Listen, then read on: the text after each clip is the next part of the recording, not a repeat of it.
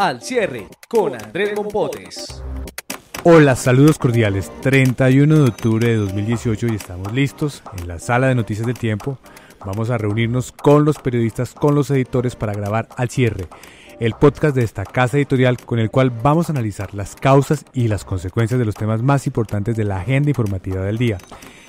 Y este día vamos a hablar de cuál es el impacto del acuerdo entre Uribe y la izquierda sobre la JEP, el acuerdo alcanzado hoy en el Congreso, y del proyecto de ley que implica cambios en el sistema de impuestos para los colombianos. También de qué está pasando con los venezolanos que siguen llegando cada día a nuestro país y de lo que viene para los equipos de Colombia en la Copa Sudamericana. Soy Andrés Mompotes, su director de Información del Tiempo. Comenzamos. La clave de las noticias. Y comenzamos con el tema clave en el Congreso de la República. Hoy, esta tarde, el expresidente y senador Álvaro Uribe logró un pacto con sectores de la izquierda en relación con el tema complejo de la reforma a la JEP. Finalmente, después de una serie de reuniones, se resolvió este conflicto. Estamos con Edulfo Peña, editor de política, y John Torres, editor de Mesa Central. Edulfo, ¿qué fue lo que se acordó? Me impactó mucho, Andrés, acabar de ver el documento que acabo de ver, en el que firman Álvaro Uribe y Gustavo Petro. ¿Qué están firmando? Un acuerdo político. Un acuerdo político para ponerse de algo que los había dividido radicalmente. Petro y Uribe estuvieron en las dos orillas más radicales en el plebiscito de octubre sobre la paz. Y hoy ellos se pusieron de acuerdo para salvar una parte del acuerdo de paz, que es que la JEP. Puntualmente, Petro y Uribe y todos los sectores políticos estuvieron de acuerdo en que se nombren 14 magistrados más en la JEP que den un poco de garantías adicionales al juzgamiento de los militares. Desde hace mucho tiempo fue punto de su proyecto político para elegir a Iván Duque que la JEP no era garantía para juzgar a los militares. Uribe sostiene desde hace años que los mismos jueces que juzgaban a los guerrilleros, que a juicio de él eran unos delincuentes, no podía juzgar a los militares, que eran unos hombres de honor, y que los jueces que juzgaban a los guerrilleros eran sesgados ideológicamente. Pues hoy hubo un acuerdo para salvar ¿qué?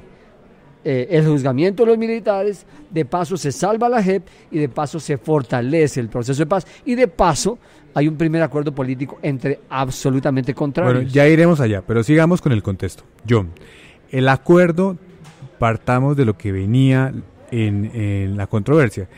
El uribismo estaba impulsando la creación de una sala nueva, de un nuevo escenario dentro de algo que ya para muchos estaba resuelto, que era la arquitectura de la JEP. Esa sala nueva, en este acuerdo, ya no va a existir. A cambio habrá 14 magistrados. ¿Por qué era tan importante 14 magistrados nuevos? ¿Por qué era tan importante esa sala nueva para el uribismo? Pues vean, Andrés, que hay un discurso que de todos modos de alguna manera choca con la realidad. ¿Por qué? Porque la JEP es una modalidad de justicia transicional. Cuando hablamos de justicia transicional quiere decir que se imponen penas menores a las ordinarias en aras de lograr la paz. ¿Qué ha pasado? El uribismo dice los magistrados y la JEP en general no les dan garantías a los miembros del Estado, a los militares procesados por delitos de lesa humanidad y en general todos los ocurridos durante el conflicto. Pero cuando usted se fija, la cantidad de militares que han llegado a la JEP, a pesar de eso, es enorme. Hoy precisamente 5 generales más están llegando, pero también había estado Mario Montoya Uribe, que fue el comandante del ejército en la época de Álvaro Uribe, que es uno de los hombres más cuestionados. Y entonces cuando usted mira los hechos reales, ve que los militares sí estaban llegando a la JEP, porque claramente se estaban dando cuenta de que podía ser una mejor opción, porque si eventualmente usted lo condenan por un delito de estos, paga 40 años de cárcel y en la JEP incluso no habría cárcel. Llegó Rito Alejo del Río, por ejemplo, Rito Alejo del Río, imagínate. Rito Alejo del Río, Mario Montoya y muchos otros. ¿Qué decía el uribismo? Que había sesgo en algunos de los magistrados y que eso iba a implicar una condena de entrada para los agentes del Estado, y en junio de este año, aprobaron una nueva sala que fue muy criticada. ¿Por qué? Porque además aprobaban un periodo de gracia de 18 meses para que los militares decidieran si iban allá o no iban, y en esos 18 meses no podía hacer nada la justicia ordinaria y tampoco la JEP. En ese escenario, planteaban gente cercanas al mismo uribismo, se le abría la puerta a la Corte Penal Internacional porque era una denegación de justicia durante año y medio.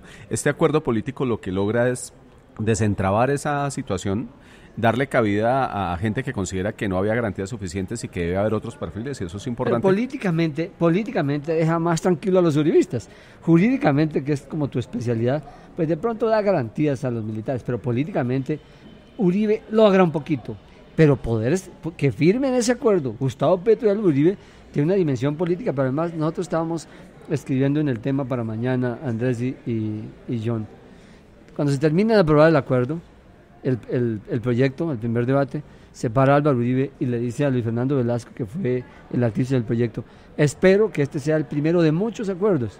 Y se levanta Gustavo Petro y le dice a Luis Fernando, yo no sé si fui ingenuo, pero es mejor seguir hablando que seguir peleando. Pero ese es el ejemplo que debe dar el Congreso frente a un tema que sí implica resolver de manera correcta un conflicto, porque hoy en la JEP se resuelve lo que está pendiente de ese acuerdo de paz, y especialmente en relación con las víctimas, con la verdad y con la garantía de que haya algún tipo de castigo. Por eso yo creo, Andrés, que más allá del acuerdo puntual, desde lo vinculante en derecho, jurídicamente, que es lo de los 14 magistrados, es que los contrarios que se pelearon durante tanto tiempo, que llegaron a polarizar este país, que se querían llevar cada uno al otro a la cárcel, estén firmando un acuerdo de alguna manera de paso, de reconciliación. Pero una consecuencia importante, y le doy otra vez la palabra a John, es que usted mencionaba la Corte Penal Internacional. Esto de alguna manera sí blinda que la Corte llegue a meterse en estos casos. Pero vea, Andrés, además, yo también quería resaltar que no solamente es Gustavo Petro, ¿no? También son las FARC, o la FARC mejor, con los miembros que tienen el Congreso. Ellos no alcanzaron a firmar, pero participaron en el proceso. Participaron en la discusión, y también Iván Cepeda estuvo dialogando de manera civilizada, frente a diferencia grande de lo que hemos visto en los últimos años, y eso es muy importante. O sea, que hay un acuerdo político por primera vez de amplio espectro para pretender salvar este experimento de paz que estamos haciendo, y de justicia transicional, es muy importante. ¿Qué ha pasado con la Corte Penal Internacional? La Corte Penal Internacional está muy pendiente de Colombia. Colombia es uno de esos países, que son cerca de una decena, que están bajo la lupa de la Corte, pero donde la Corte no ha intervenido, porque recuerden ustedes que la Corte interviene solamente cuando en un país no hay justicia, porque no hay posibilidad o porque la justicia no quiere hacerlo, y ese no es el escenario de Colombia. Aquí hemos tenido guerra, pero la justicia ha funcionado de manera relativamente independiente y de manera relativamente oportuna, pero también es cierto que había que terminar con el conflicto. Lo que ha dicho la Corte Penal Internacional es, estamos muy pendientes, sobre todo nos preocupan los casos de falsos positivos, que son la mayoría de los que están llegando a la JEP, pero lo que está viendo también es que no va a haber ese periodo de interinidad de 18 meses que pretendía el uribismo, y en ese orden de ideas sigue habiendo justicia, y allí se podría blindar el asunto frente a la Corte. Así es, muy interesante, muy importante. Edulfo, John, muchas gracias. Lo más leído en eltiempo.com. Y continuamos con el tema más leído. Tiene que ver con un análisis que hace hoy nuestra corresponsal en Venezuela, Valentina Lares, desde Caracas, sobre cuáles han sido realmente los 5 ejes que han llevado a la debacle económica de Venezuela.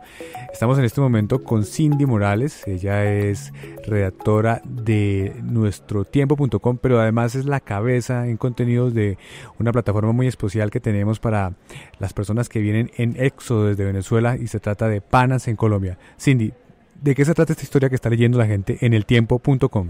Bueno, Andrés, como tú lo decías, son 5 claves que nos da Valentina de por qué un país tan rico como Venezuela empobreció tan rápido, y nos da como unas luces. La primera es como la caída de la producción petrolera, que es como lo más obvio. Le doy un dato, mire, en los años 90 ellos tenían 3,5 millones de barriles de petróleo, proyectado en que en el 2010 podían llegar a 5. Pues ahora hacen solamente 1,2 millones de petróleo. Impresionante. Entonces, y tenían 120 de estos taladros petroleros, ahora solo tienen 26. Llegó en algún momento Colombia a esa producción de 1 millón de barriles, y prácticamente los alcanzó cuando ellos eran inalcanzables para muchos desde el lado colombiano. Exactamente. La segunda, la producción interna. Digamos, Venezuela nunca ha sido un país industrial, pero sí producía muchas cosas, medicamentos, ensamblajes para los carros. Pues ahora digamos que no lo tiene. Otro dato importante, tenían 12.700 empresas, ahora solamente tienen 3.000, con la capacidad del 23% cada una. Eso también da mucha cuenta de lo que pasa en ese país. Luego el control de precios, que empezó en 2003 como una medida temporal de Hugo Chávez para que la gente pues no hiciera como fuga de capitales. y controlaban 45 productos de la canasta básica, ahora controlan 97 y la gente, los productores no pueden ganar más del 30% con los productos que hacen. Eso hace que también las industrias, pues como te lo decía en el punto anterior, pues desfallezcan.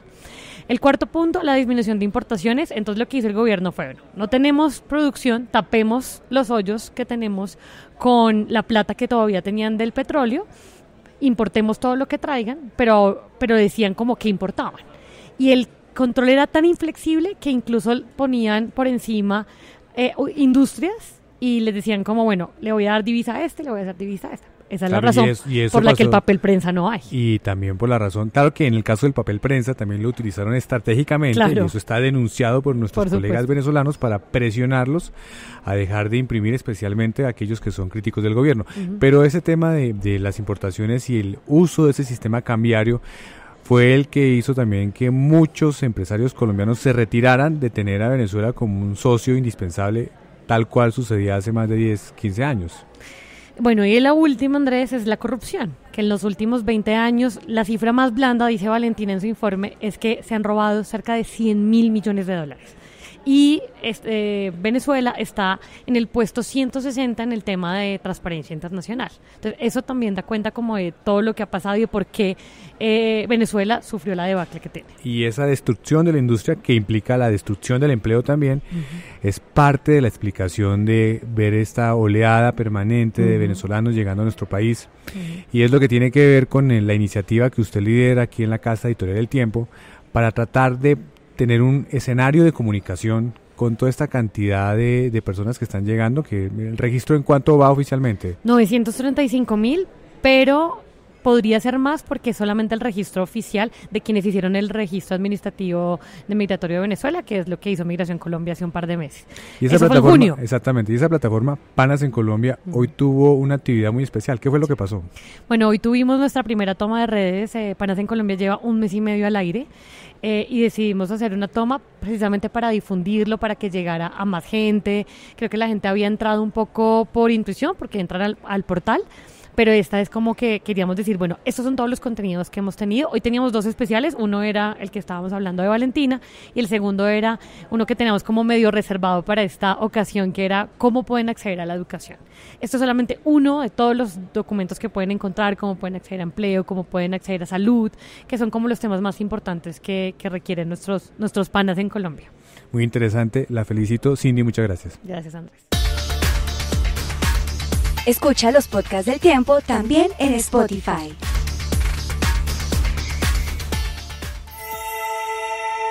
La cifra del día. Y en la cifra del día vamos a hablar otra vez de la ley de financiamiento, lo que también para muchos representa la reforma tributaria, que ya llegó al Congreso con su texto definitivo. La cifra es 4,3 millones de hogares de bajos recursos que recibirían la devolución anticipada del IVA por cuenta de que esta reforma lo que hace es gravar más productos de la canasta familiar, prácticamente toda la canasta familiar, excepto los servicios de salud y los servicios públicos. Estamos con Mauricio Galindo, editor de Economía del Tiempo. Mauricio, ¿cómo se va a hacer esa devolución de ese IVA? Se va a hacer a través de los bancos. El gobierno ha explicado que serían o giros electrónicos, es decir, un giro a una cuenta bancaria, o por ventanilla, es decir, habrá algún momento en el que la persona puede escoger en que le envíen a una cuenta bancaria o que ellos van y recogen personalmente en alguna institución que será definida seguramente cuando se reglamente para recibir el dinero en efectivo.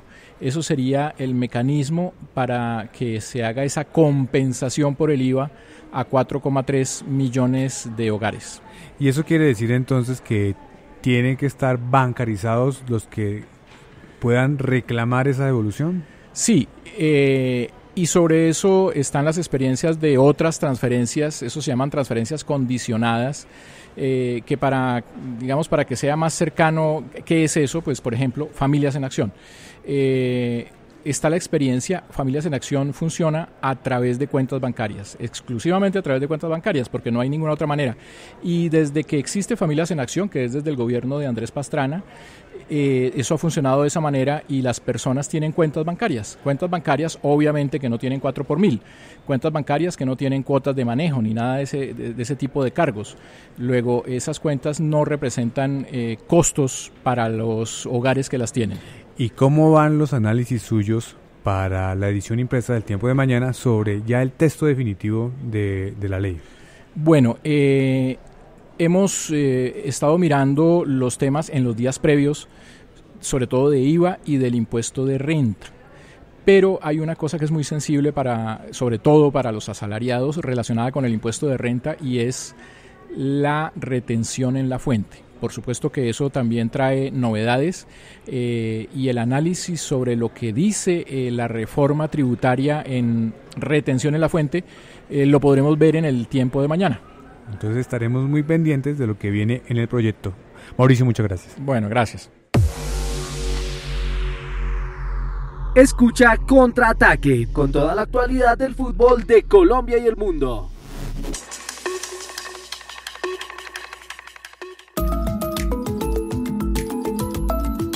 Lo que viene para su información. Y en lo que viene vamos a hablar de deportes, de cómo va la Copa Sudamericana, porque ya tenemos un clasificado a la semifinal, el Santa Fe, anoche luego de que derrotó al Deportivo Cali, pero mañana se viene el partido de Junior contra un equipo de Argentina, Defensa y Justicia. Estamos en este momento con Camilo Manrique, de la sección de Deportes del Tiempo. Camilo, ¿cómo le va a ir al Junior mañana? ¿Qué pronóstico tiene usted? Hola Andrés, pues yo creo que el Junior no debe tener ningún inconveniente para ser superior de este equipo, ya lo demostró en Barranquilla, la serie va 2-0 a favor del equipo colombiano, tendría que pasar una catástrofe para que Junior quede afuera, sinceramente. En Argentina hablan de que Defensa y Justicia debe ser una tarea heroica, es realmente muy complicado, pero pues es fútbol, hay que jugar, vamos a ver en los 90 minutos, Junior con el único que no puede contar es con Harlan Barrera, una de sus estrellas, porque en la serie pasada se hizo expulsar y estuvo sancionado para estos 2 partidos. Y si clasifica Junior, como todos en Colombia esperábamos, ¿cómo viene la serie siguiente? ¿Cómo se jugará? La serie siguiente sería Junior Santa Fe por un cupo a la final de la Copa Sudamericana, entonces ya Colombia... ¿Arranca Junior de local entonces? No, arranca Santa Fe de local, la ida sería en el Campín y la vuelta en el Metropolitano. Muy interesante. Y hablando de ese tema, de los colombianos llegando a fases definitivas de torneos sudamericanos, también tenemos la posibilidad de que veamos colombianos en una final de la Libertadores. Ya los aseguramos. Ya tenemos a Juan Fernando Quintero, a Rafael Santos Borré con River, y ahora juega Boca contra Palmeiras. Boca tiene la ventaja y en estos 2 equipos tenemos colombianos. En Boca está Wilmar Barrios y Sebastián Villa, los 2 serán titulares hoy, y Edwin Cardona, que por decisión técnica no será parte de este juego. Y en Palmeiras está Miguel Ángel Borja, que además de ser uno de los hombres importantes de Palmeiras, es uno de los actuales goleadores de la Copa Libertadores. Entonces ya aseguramos, pero todos estamos esperando que el fútbol sudamericano se premie con esta Libertadores, con una final Boca River. Bueno, ojalá que así sea. Camilo, muchas gracias. Vale, Andrés. Nos vamos en este 31 de octubre, ya se empieza a acabar el año, los invitamos a que nos escuchen mañana en eltiempo.com y también en las plataformas de iTunes y Spotify. Muchas gracias.